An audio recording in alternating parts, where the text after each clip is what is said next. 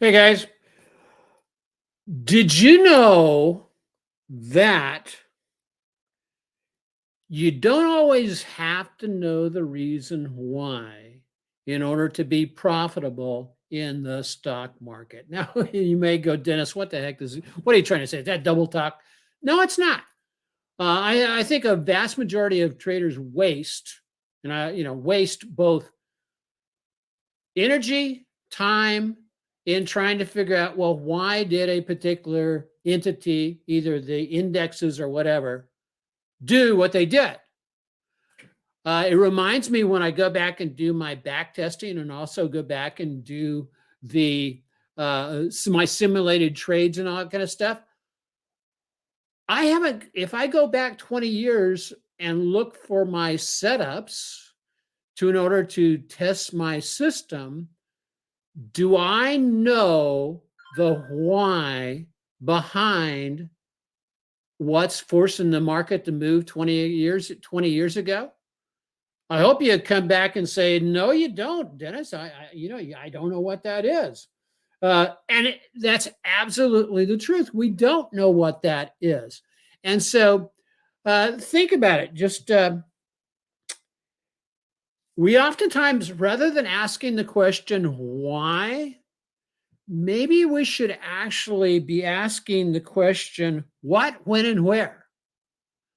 And add to that is ask the question, how can I profit from what's going on in the market?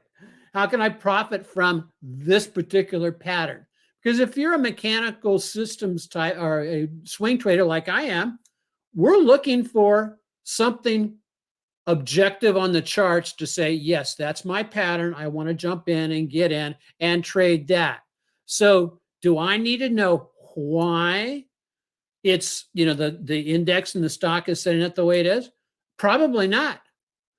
Now, I do take the precaution of make sure that anything I do trade passes the Investor Business Daily fundamental test, and it has to rate fairly high. So that puts that check in the block. And I can basically move that to the side and then start focusing on what? I can start focusing on, well, the technicals, the technicals. And that's what I do really, really well because I'm a great technical trader. I've been doing that for a long time. And for the last, 12 years, we beat the S&P every year. And so, hey, welcome to today's session. We're going to be cruising down the pathway here. We're going to take a look at what's going on with Bitcoin halving. We're going to take a look at a couple of stocks that are in the Bitcoin or in the crypto mining space. One of them you may want to take action on today. So we're going to be talking about that. We're going to be talking about, what else we're going to be talking about? We're going to take a look at, the stocks in the news. And we're going to, of course, going to look at some charts. We can't get away without, hey, let's go to the charts. That's what I like to do. And let's see if we can turn up a couple of stocks or ETFs that you can go, oh, yeah, we want to trade that. But before I do, let's go ahead and take a look at what's going on in the news. And there we go. This is the IBDs. I have to do one thing, folks. I'll be right back with you. Hold on just a momento. There we go. There we go. What I'm working on doing is I didn't have my charts set up properly, but now they are. So I think we're squared away here. I'll move that to the side. There we go. Maybe I'll move it to the side. Okay, this is from yesterday on the IBDs, and this is their market pulse. I like to watch that. Notice that the market pulse has this mixed action, mostly unchanged, but they have changed their posture to uptrend under pressure, and we know that that's happened. We've had 3 big sell-off days, and it's basically they're saying they're reducing their exposure rate to 20 to 40%. It's really interesting trading the AutoPilot trading system, which automatically will take you out of stocks once our profit targets are hit and or our stop losses are hit. and it has actually pruned my position sizes. I was sitting about 65% at the beginning of the week or finishing up last week. It has now pruned me back to about 17, 18%. So once this correction or whatever you want to call it is over, I am sitting on cash and I'll be ready to rock and roll. More about that in a little bit. So here's the huge thing that is kind of impacting all this. We've had distribution days, 7 on the NASDAQ and 9 on the S&P. That is not a sign of health. Let's go ahead and jump over and look at some of the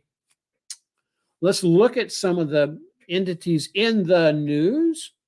And I'm going to start over here when I get there. So stocks hold up despite Powell's admission.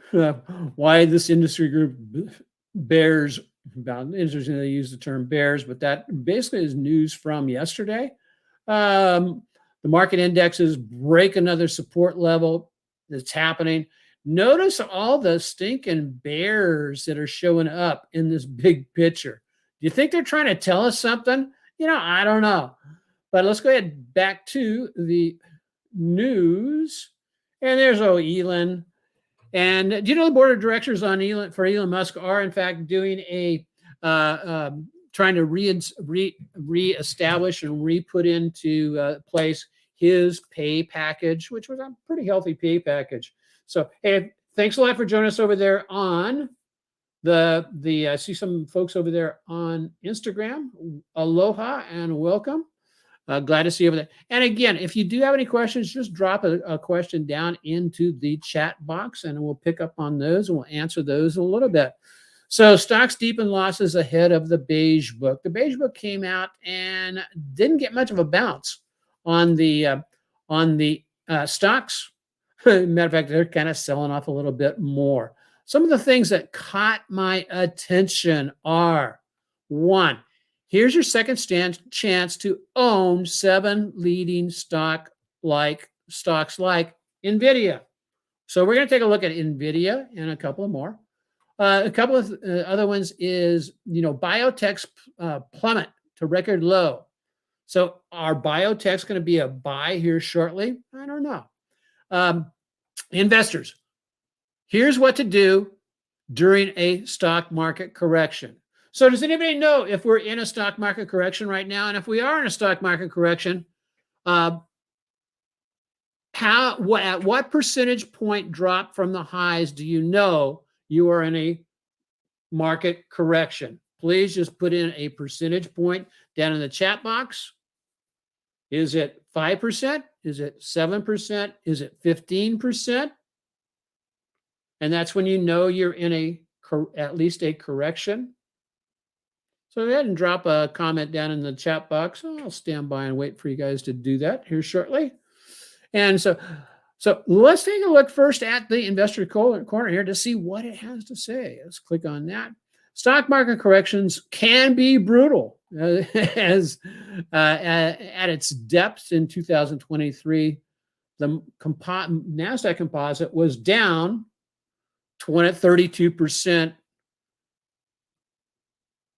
and the high-flying growth stocks were even down more. And this goes into what to do during a stock market correction. First, avoid buying stocks during a downturn.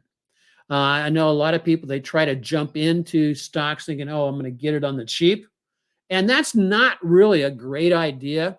I think Mark Minervini says it best when he talks, and also several other folks, they want prices to be above the 50 and above the 200 and the 50-day moving average above the 200 before they start entertaining jumping on into stocks.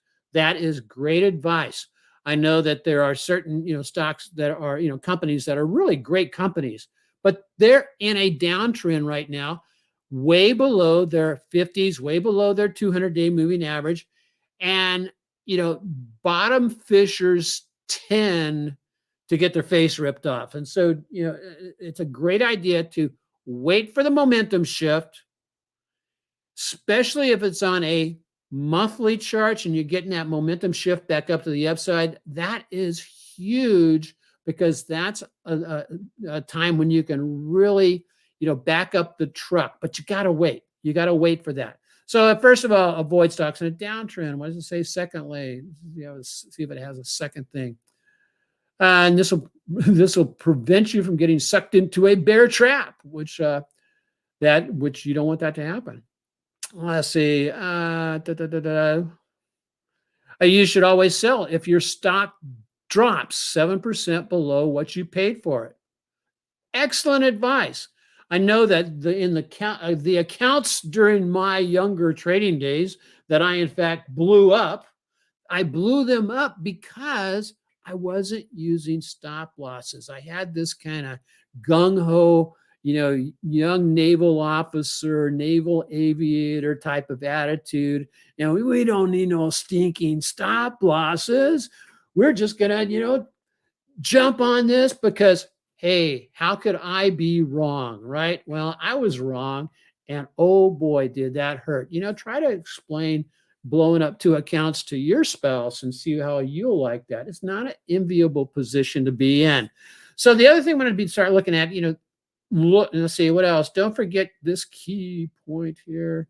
So, for example, if your stock has a 20% gain on it, think about getting out with a 10% profit. Okay. I have a really good friend who sets up his trades this way. He will, once you go up 20%,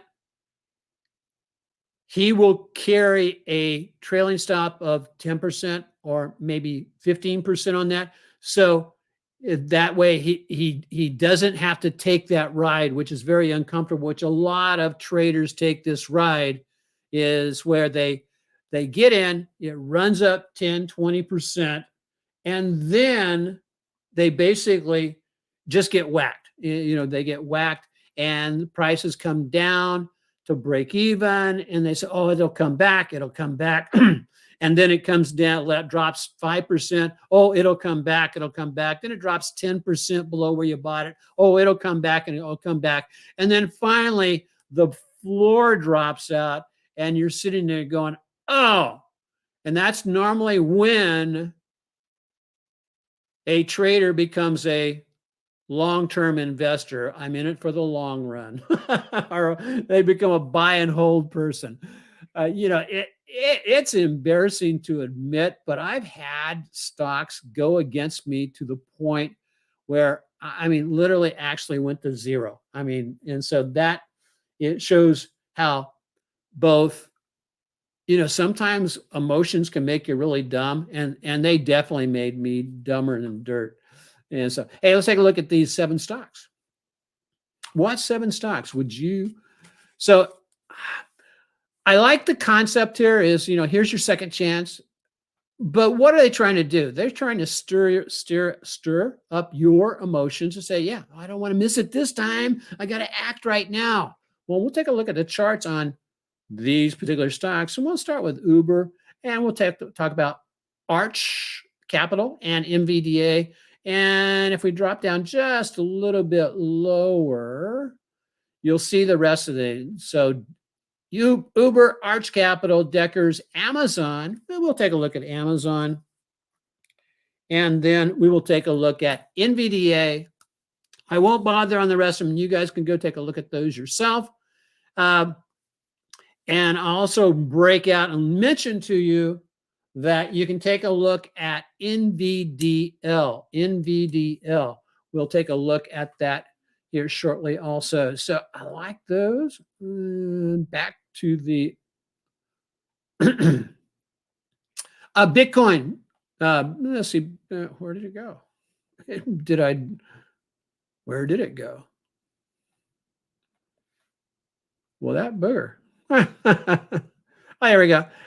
What to know when the Bitcoin halving happens.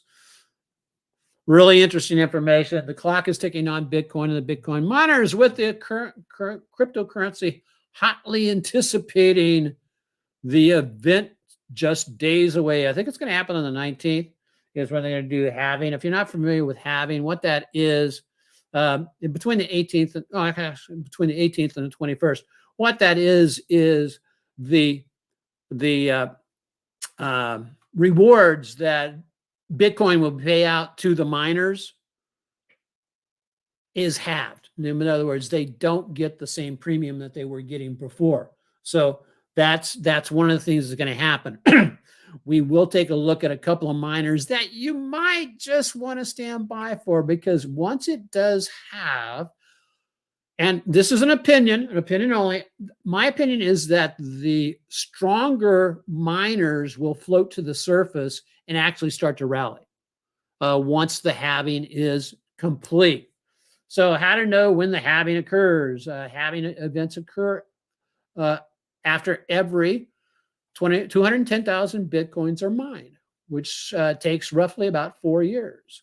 One of the things that in the mining field is, because it'll be halved, the mining operations will favor countries with lower, if you didn't know this, with lower energy cost.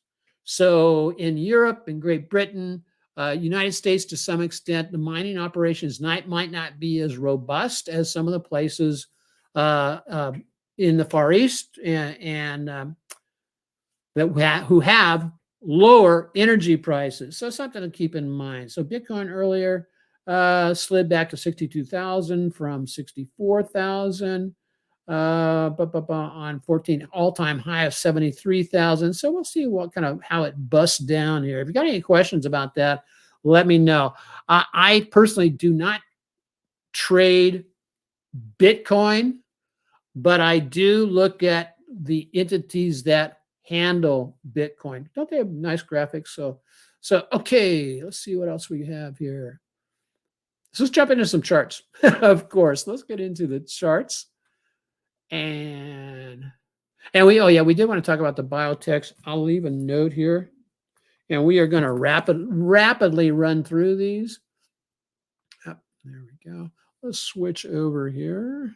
Stop my screen share. Hey, there's that handsome guy again. Now let's do the present again and share my screen. Which one do we want to share? And we'll go here. There we go. And so as you, there we go. We have to share it. There we go. Okay, what I'm looking at as a stock is a chart of the NASDAQ, and this is the Qs. And I'll blow this up a little bit. I laid in a Fibonacci this morning. Let me show you where the Fibonacci is. I'm taking the Fibonacci just from this past swing low here that happened on the first day of the year, actually, first week of the year, up to the recent highs, and then to see where it's going to go. Normally, and here's a little history for you. Back in the day, Charles Dow was the one who noticed and observed that stocks, entities, the indexes seem to go on, if they went on an extended rally to move up, they would oftentimes sell off from that rally to rest, and it was totally normal, back 1/3 to 2/3, which just happens to coincide very nicely with the Fibonacci's. Now, so the Fibonacci, I went from here to here. I extended it to the downside because oftentimes if we do track down and hit the 100% retracement, it will oftentimes overshoot and drop down into the, let me get a better, drop down, as you see right here, to a lower level. And I look to my left. Does that coincide with a past breakout area zone? It sure does. So that makes that a strong level of support I want to be taking a look at. You got it? Okay, cool. So let's jump back to the daily chart. And as you see, really strong meltdown. Okay, we broke through on Monday, broke through the 50-day moving average, closed below the 50-day moving average, tried to rally on Tuesday. The rally crapped out. And then what are we doing today? Selling off again, hard. Notice where we're going. We're in the, what I call the magic fib box, the 38.2 to 618 retracement. We're in that box. Normally, we're going to get some kind of a reversal and a turnaround there, and we just don't have it yet. We don't have it yet. What am I doing here? Okay, whoops. I want to look at one other thing here. There we go. We'll come back to that. So price action continued to push down. Now that the price action has broken below the 50-day moving average, my at least short-term bias on the market is that we're going to continue in this downtrend.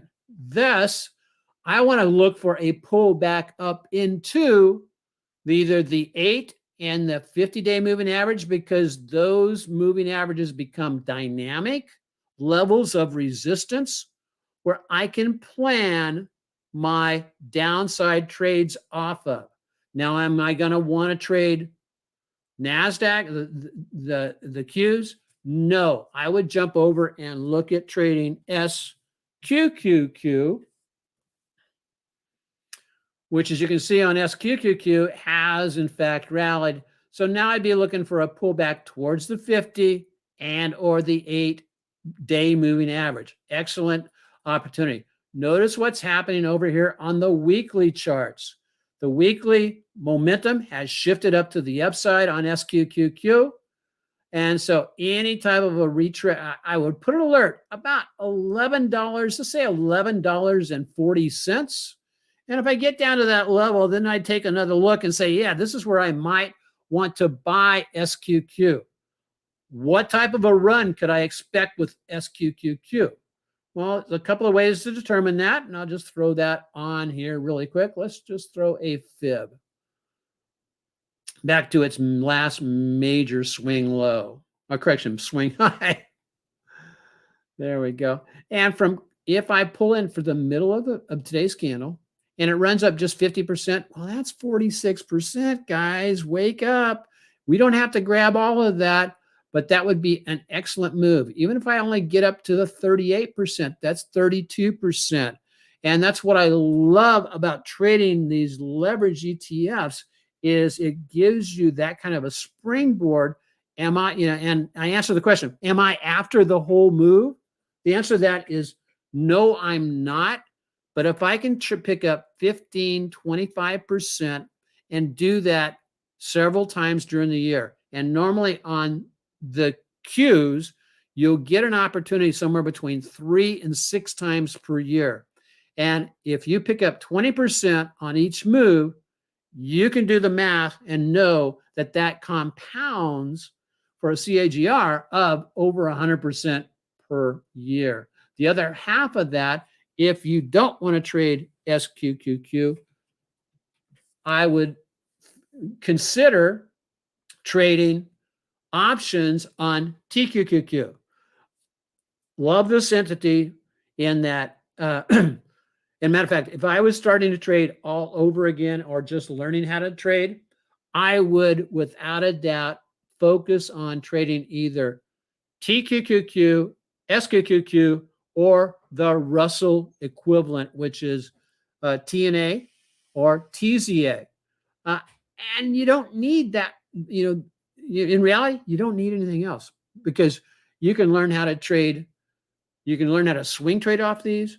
You can learn how to long-term trade off of these, switch to a weekly chart, and then just trade that to the upside and hang on for the larger move. Because on this, let's take a picture of this. Like this breakout back above the 8-week moving average. Let's say you got in right there. Well, how far removed was that? That was 68%, folks, before it broke down, and it finally broke back down below the 8-week right there. But that's 51%. So I don't know how you're doing with your trading, but let me tell you, utilizing something this and having a very simple strategy to follow this, is hard to beat. It really is. And I'm not promising, that you're going to be able to get that all the time, but I do know, because I've done the research on it, that somewhere between 3 to 6 times per year, TQQ will go on a run of over 25%. So Okay, TQQQ, that takes care of that. What else are we going to jump into? I'll just cover it really quickly. IWM.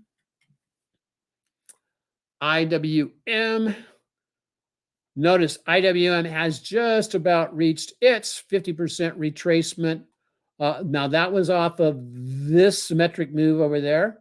So it could be very well running into a place to stop and rebound. It would not surprise me to see a snapback rally within the next, several days. The momentum is so oversold, and normally that's what happens. With that said, though, where am I expecting, answer your question, where are you expecting the rally to go to? The rally, I'm expecting it to go maybe back to the 8, maybe back up to the 50, and then be standing by, ready to leap when it where it loses power, stalls out, and falls. That's when I'd be jumping on our good old buddy TZA. I have to do it. I have to say that TZA is something we've been following with the AutoPilot Premium members, and we jumped in it, on it. Down here, we got in about $17.80 or so. And as you see, we popped up here, and this was all done with conditional orders. It was fire and forget. Nobody from the AutoPilot trading membership was staying awake to put in their orders on this, or to trade it live. They had their orders already in place, which is really cool. We call it fire and forget conditional orders. And when we place that order, it takes care of both our profit targets and our stop losses. So it literally is hands off. I love the stories of so many members come up and they tell me, hey, yeah, I was on the ski slope skiing, and the AutoPilot trading, process took care of me. I didn't have to worry about, getting in and getting out of a trade. And it's really cool to, or as one guy says, it's really cool to land my airplane after a flight, and I had profits. So cool thing. But I highlight here, as you can see, I take out profits at 10%, and I take out another slug of profits at 20%, and then trail a stop at about 12.5% to catch this, to let it move on up into the higher level. So TZA is a great one. And then then its counterpart on the non-inverse is, you got to be able to type that in there. There we go. TNA. And as you can say, TNA is continuing to fall to the downside. So that's excellent. Now, let's go ahead and jump over into some of those stocks that we were looking at. If you have any questions, just drop a question in there in the chat box. Let me know where you're watching at. Which state are you in?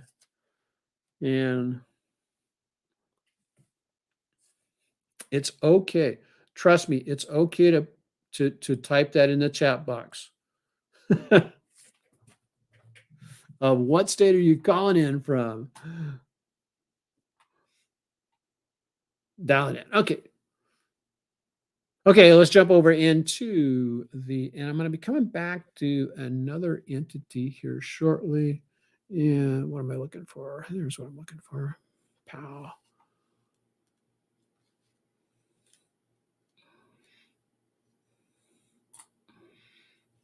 Okay. Let's start with Uber. And then we'll finish up, of course, with NVDA. But Uber, what's really interesting, they told you that it was a great time to buy Uber, right? Well, I have a problem with that, because here we are on the daily chart. Uber just broke below the 50-day moving average. And take a look at this gap right here. And I'm saying that, in the middle of the gap, it's close to a level of support where it could bounce, but it could also roll to the bottom of the gap about 69.50. So I would put an alert on Uber down about 70.62 all the way down to about 69.50. Take a look at the weekly charts. Now, of course, this is Wednesday. Weekly charts are not totally complete yet. And so the weekly charts, but look at this. We have broken down below the 8-week moving average. What happened the last time we did that? Well, that happened over here. And as you can see, and I always like to look back to see what happened in the past. When it broke down below that and my momentum shifted to the downside, it went on a drop of 18%.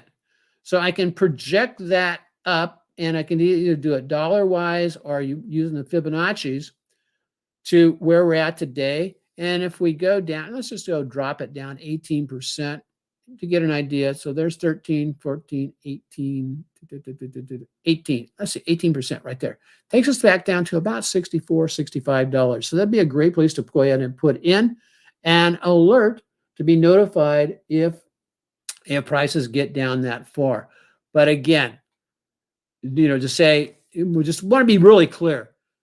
Uber is not ready to be bought right yet. Okay. Next, AC Arch Capital, ACGL. There we go. Okay, ACGL. Okay, let's go over to the daily. So ACGL is actually hanging in there pretty darn well towards the, this low side of this breakout area. Do we buy it at where it's at right now? In my sense of in my thoughts, the answer is no. I would like it better about 90 or maybe even down here at the 89.30 level. And because as you can see, the daily TSI, that's my momentum, my primary momentum indicator. As you can see, it started to bend back up. Now here comes the big but. But this may be a bearish squeeze. And it's not going to cross. It's actually going to fall back down to the downside. Look at the weekly chart. Yeah, weekly chart flirting with the 8. Last time we broke below the 8, what happened? It went ahead and fell here. The TSI momentum indicator has broken down. The other momentum indicator that I like to take a look at is this green line on the market forecast is also rolling over. So ACGL, I'm not going to be a buyer of ACGL either. Amazon was one of the other entities. Okay, on the daily chart, Amazon has basically came up here, hit a new high, and then is reversed down off of that. And the other thing, just a hint, and here's a really great hint. If price action or the momentum action is in fact still crossed to the downside, it's trying to tell us something. It's trying to tell us that no, this is not the best time to be a buyer. Wait for the momentum to shift, or at least for it to give clues that it's getting ready to shift. But we have come down to a strong level of support from the breakout area, about the 180 level. But it looks like it's continuing to fall. One of the things I find interesting on the Amazon chart is we had no bearish reversal signal on the daily chart. What about the weekly chart? And also on the weekly chart, no bearish reversals. We had a bearish reversal signal. We had a spinning top doji from last week. Now, if we close where we are right now this week, I will have a bearish reversal signal in place on Amazon, and I would expect it then to go ahead and break and close below the 8-week moving average. The momentum looks like it's trying to shift. And again, I want to go back and what happened though last time it did in fact break down. Well, here's what I can expect. That was a simple pullback of about 17%. So a correction on Amazon of 17%. So the ultimate thing that's coming out of all this review of the stocks and everything, folks, is what's coming out is that be patient, because we will probably get some setups to the long side in, I would say, 3 to 8 weeks. And then if that in fact happens, then it may be time to back up the truck and start filling things up for a move to the upside. Now, what about our buddy NVIDIA, the best stock in the world, right?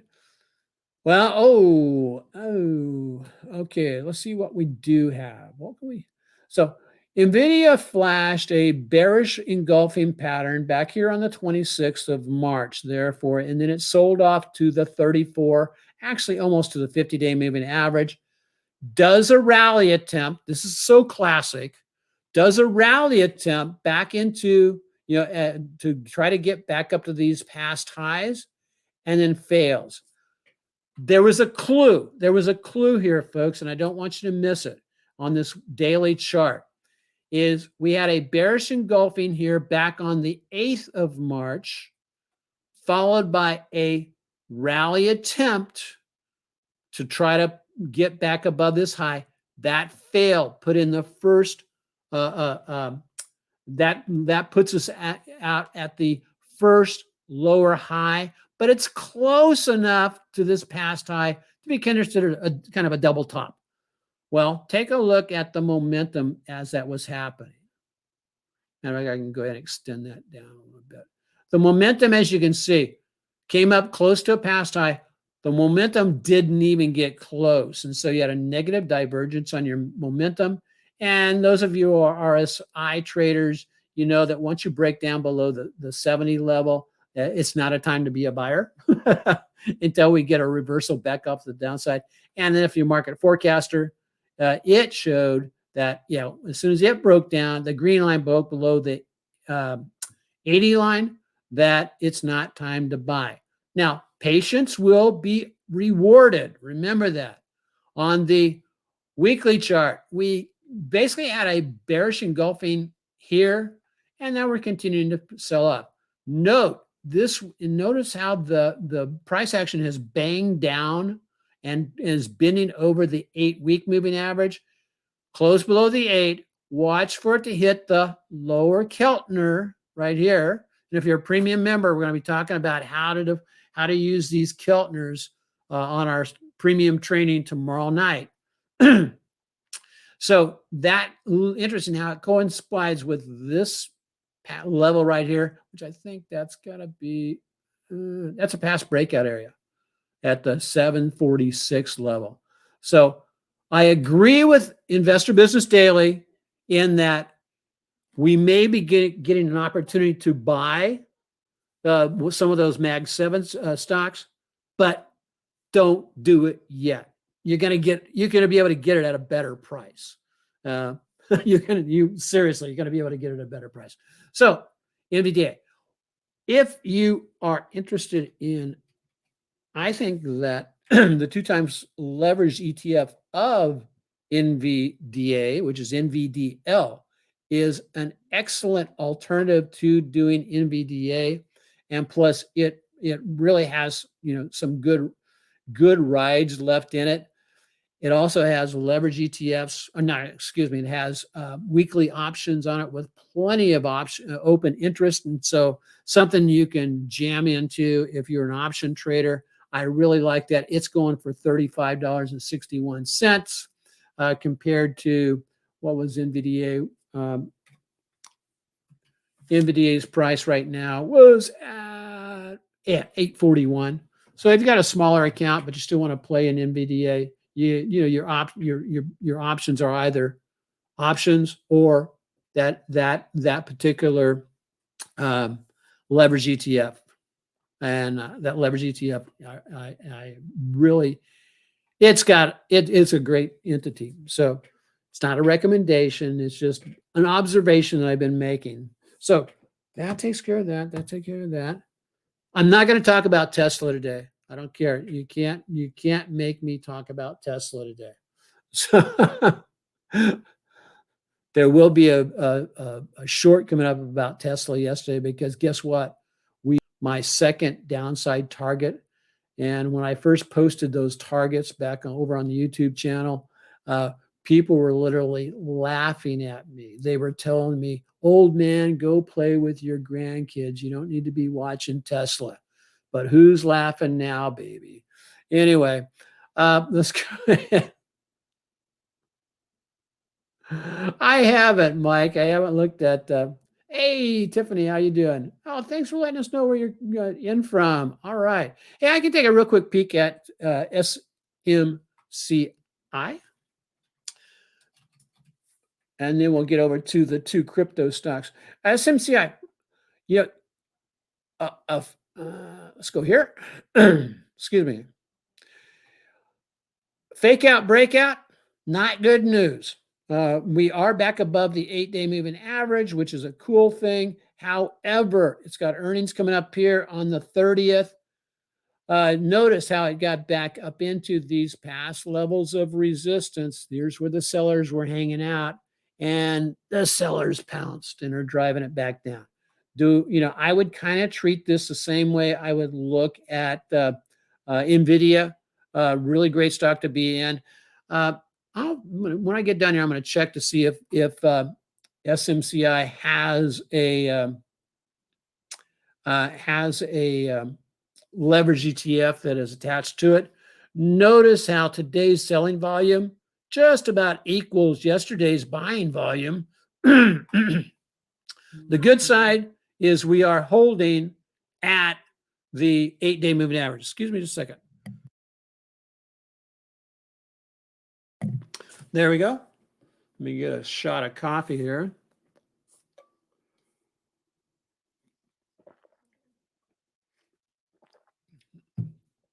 I got two more stocks to take a look at in the crypto space, crypto miner space. You guys are not going to want to miss. So, yeah, last week we had a close below the 8-week moving average. I won't move my flag line yet, but if this is as high as we get for this week up here at the what do we get up to? The 1020 level, I'll move my trend line up to that. That'll be my new flag line. And so, yeah, this is actually looking fairly positive, Mike, where we could, in fact, get a rebound from here. And that may be a pre-earnings run that a lot of stocks do, where you're going to catch it, somewhere between a 5 to a 10% upside run if it goes on an earnings run. And so SMCI. So hey, let's jump over to those. Let's jump over to, here's a couple of stocks that I am really looking at. Mara. Now, Mara is one of the crypto miners. It is putting in it has come down and is retesting an old support level at 1407. I have my momentum is really extended down to the downside, and as my RS or my RISI is also, and I've got what I call a 3-line cluster. When you get these 3-line clusters like you see right here, I'll just put a circle around that. Normally when you get those, there will be a reversal signal within 1 to 4, in this case, trading days. And if that's and we could see that is kind of happening, because what are the pluses on this? I'm at support. I've got a spinning top doji. There's a large level of indecision here. And the other part of that equation is even though I have the reversal signal here, I could reverse from a lower price range. And so I can't just blindly take that as a opportunity. The other one is, as you can see, we're back in here. The thing I like about Mara is when it goes on a move, it goes on a big move. We traded it a couple of weeks ago, and we went from here to about there. We have picked up about half of that move for about 20%, but that's in a 2-week period. It went up 40%. looking over here, get rid of that, looking over here up to that high, that was 131% in 43 days. This is a stock I treat as a special case stock that I'm not in to, you know, buy it and hold it forever. However, it has great technical signals, and so that can basically help me make trades going forward. So the other one I want to take a look at now. This one of the members of our AutoPilot Trading Premium Discord service, he threw this out at me, and I went, "Oh my goodness gracious! This is a potentially great looking stock." This is, and it's got a great name too. The name is Clean Spark Inc. Now, they are in the crypto space. They do both, they do some mining and they do some other, you know, things with that. And so where are they located at? They are in, Henderson, Nevada. Yeah, okay. Henderson, Nevada is out, well, it's outside of Reno, I believe. No, yeah, outside of Reno.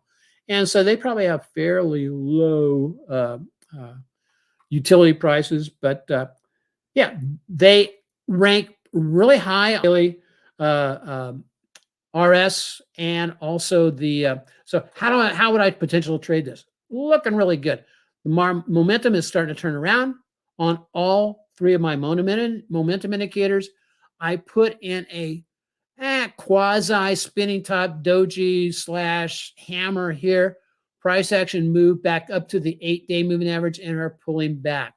I would entertain putting an order in to buy this somewhere between, I would say, $14.60 all the way up to $14.75. I wouldn't buy a full position, but I would certainly nibble a little bit. If we break out from here, you know, if we break out from here, where's it likely to go? Well, even if I only go up halfway, let's say I get in down here and I go up halfway, that's about 35%. If I go full extension back up to these highs, it's about 65%.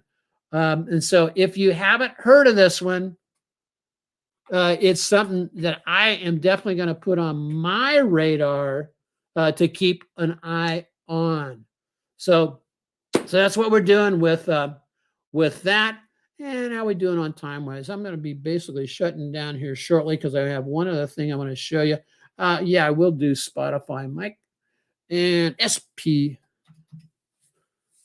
And so, yeah, Mike from Mara Wealth, my good buddy, he's in the house. And I want to let you know that Mike and I do a podcast on Mondays, where I think we're going to go to doing it every Monday, where at 12 noon Eastern time, called Trading Truths, where we are the myth busters of trading untruth, or trading and also limiting mindset. And so anyway, welcome aboard, my friend. And matter of fact, we have our first guest going to show up on the 20th, or maybe we might have another guest for that. Jerry, those who know Jeremy Newsom, he's going to be our one of our guests to show up in the near future. So I'll stop blabbering. And what about Spotify? Yeah, I kind of all my momentum has shifted. Rizzy looks like it's trying to turn up, but I had a shooting star up here, actually an evening star formation up here.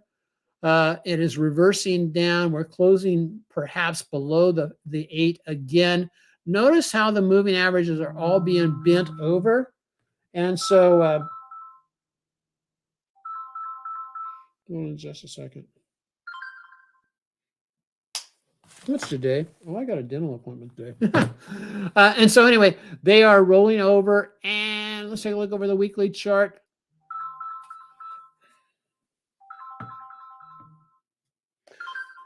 The weekly chart, I like it, Mike. If I get back down into where the weekly chart will probably be next week, 282, or even the midsection of that big green candle, which we're almost there.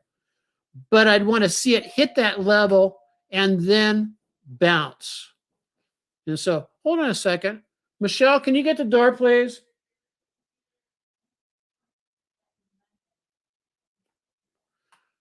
Hold on just a second, folks.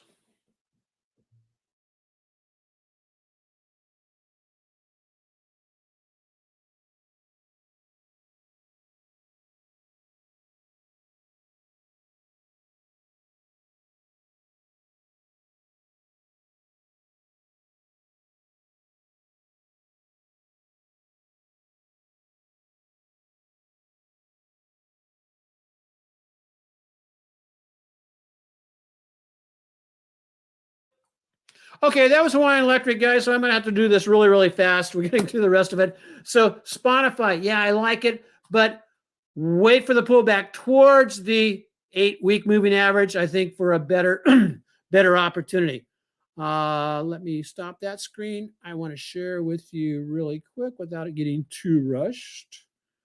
Share my screen. This is a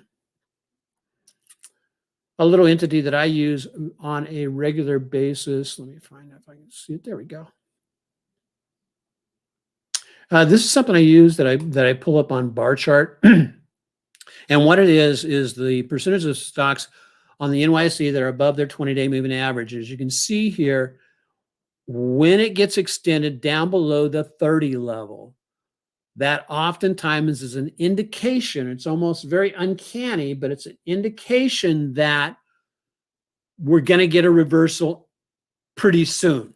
No, I don't trade this, but I put it in my hip pocket to trade, to basically look for setups for a reversal. So a snapback rally right now would not be surprising.